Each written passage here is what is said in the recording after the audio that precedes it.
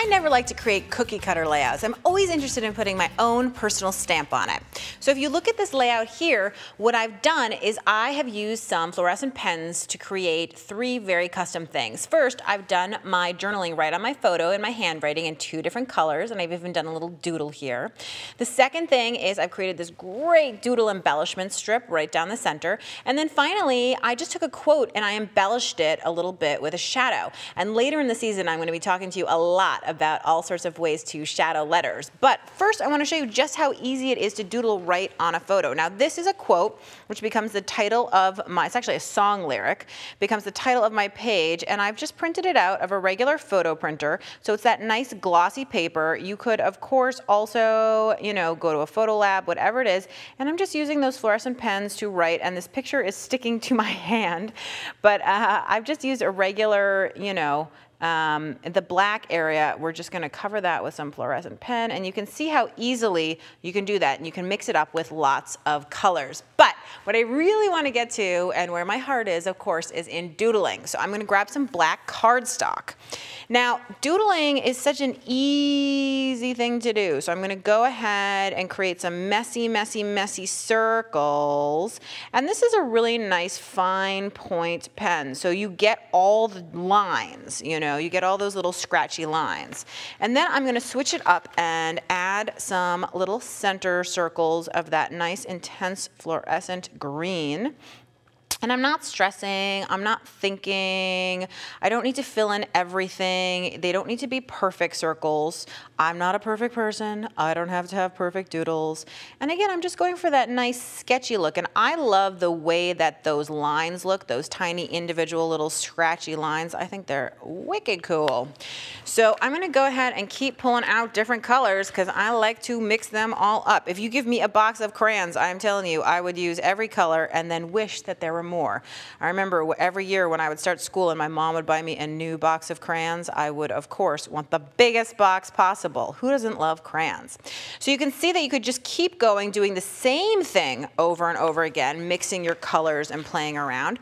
Or you can add all kinds of different doodles. So let's try up something different. Now, this is the easiest doodle on earth, and it is bump-a-dum-ba-dum-bump-bump-bump-bump. I think that's the official name of it.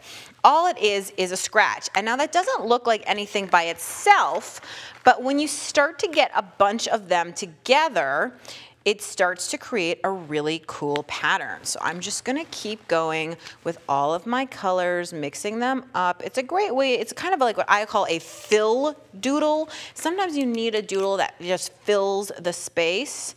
So it's a great little fill doodle. And you can make them, of course, have different rhythms.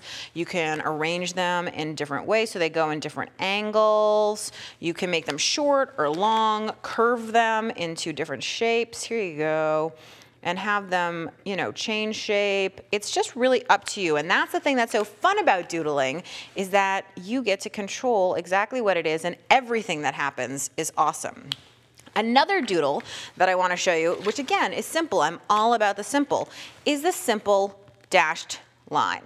That's all it is, dashed line. And again, doodles, the power of doodles, like so many other things, is the power of multiples, right? 1 rose is nice, but 12 roses together is kind of magical. So 1 dash is nice, but 12 dashes together, man, that starts to look good. And so again, I just keep going and playing. And again, this is a great way to get your kids involved. This is a fun and easy thing to do when you're doing something mindless. I tell you, I have pens stashed in my purse, and often when I'm waiting places, I'll go ahead and bring them out. I get some weird looks, but for the most part, people like it when they see you making art, and then they want to tell you their own little art or craft experiences, and it's always a good way to start a conversation with a stranger. So I would just keep going and playing and making this happen. And if you look over here, I'm going to bring in this big sheet where I have doodled all over it. You can see I have some flowers. I have lots of those circles, the scratchy lines, and it looks really cool all together. And now I'm going to take some scissors, because I believe in imperfection, and I'm going to go ahead and I'm going to cut off 2 strips. And I'm not measuring, I'm not thinking, and if they're wonky, so much the better. What am I gonna do with these two strips? Well, I'm gonna start messy pleating them. And messy pleating is just what it sounds like. I simply start folding both ways. So it goes one way, it goes the other way, it can go the same way multiple times. I'm just having a good time playing around, and I'm gonna do the same thing to this next strip.